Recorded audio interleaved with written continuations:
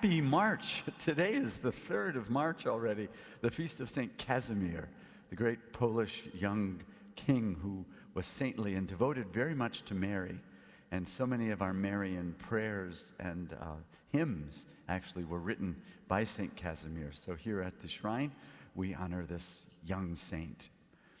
Today, I'd like to share with you, as we continue the Lenten journey, I'd like to share with you my thoughts on fasting. If you recall last Mercoledi Moment, we talked about what I've been doing as far as prayer, with the Jesus prayer, and with almsgiving, with the rice bowl, and developing a little bit of ministry of tipping, waiters and waitresses and people who are of service in the service industries. But today I thought I would share with you the third Lenten practice of fasting.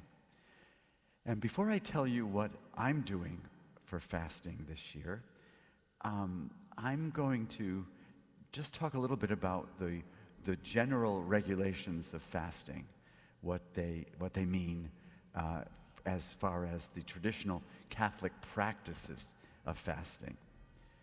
So fasting, the fasting from food and from meat is an ancient tradition. And what it was distilled down to are these rules. That from the ages of 14 to 65, people are required to fast every day during Lent, except on Sundays when we celebrate, like every Sunday we celebrate like an Easter.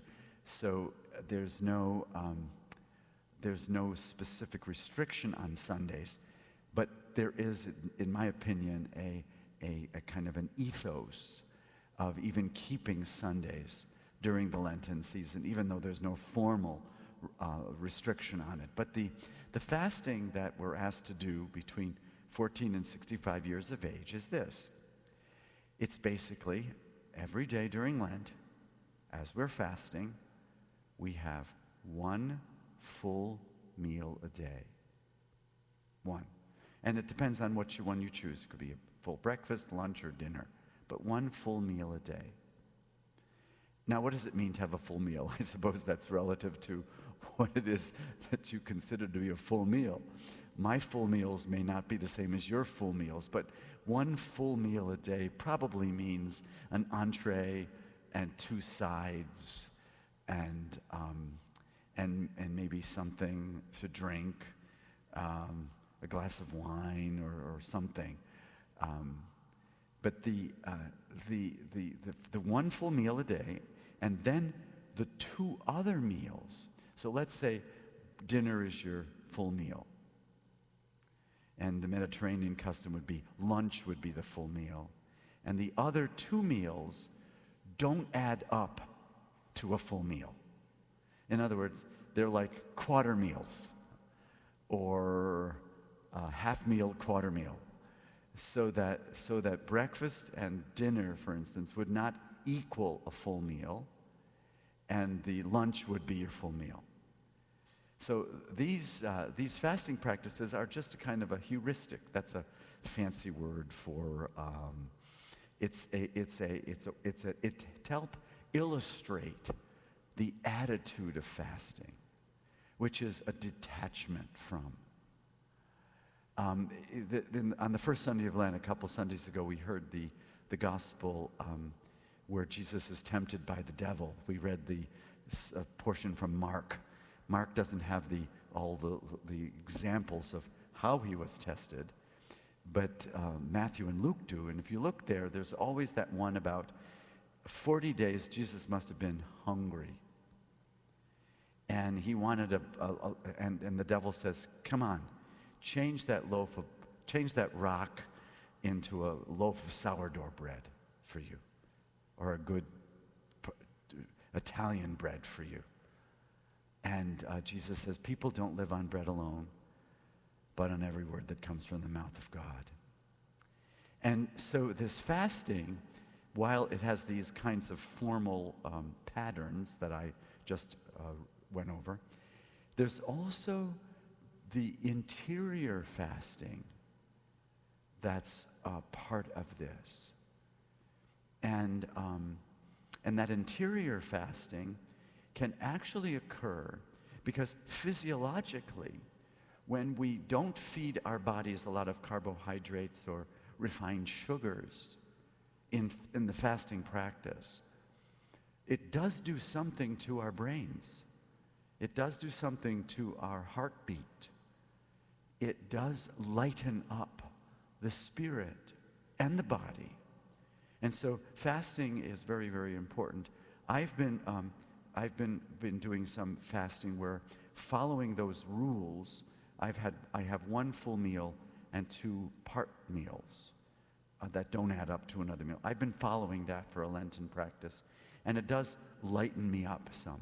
I can feel lighter, not bogged down. You know, if you have a big dinner or a big lunch and you feel bogged down, this is what it's saying.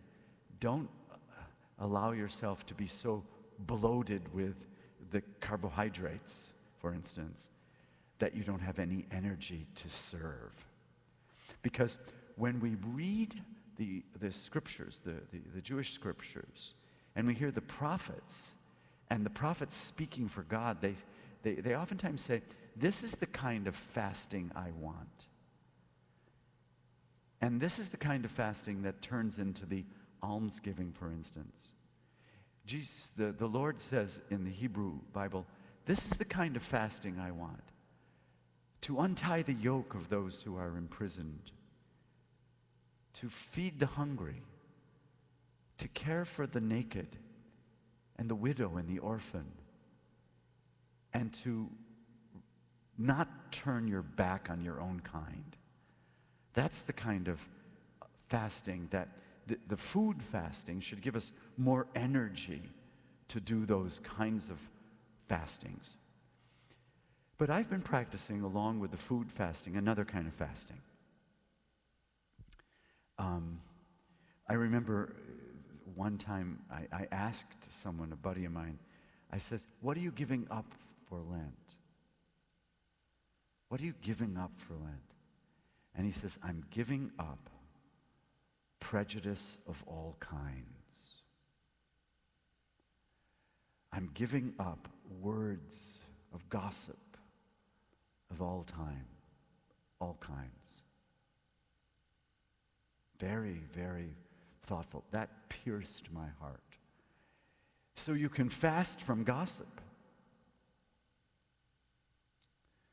or fast from the spending all kinds of time with the internet. I mean, another buddy of mine says, I'm fasting from the internet. I'm cutting the time in half so I can spend more quality time with my family. That's another kind of fasting. Fasting from prejudice of all kinds. And so I've been practicing that. And that's certainly that can be even more difficult than not eating a full meal. So those are some more of the practices I'm doing. Fasting is what I'm sharing with you in this Mercoledi Moment. What are you fasting? How are you fasting? Praying, giving alms? What are you doing during these Lenten days so that God can do something in us, ultimately making us more Christ-like? So, happy Mercoledi Moment. Thanks for joining. March 3rd, signing off, Father Richard at the Shrine of Our Lady of Pompeii.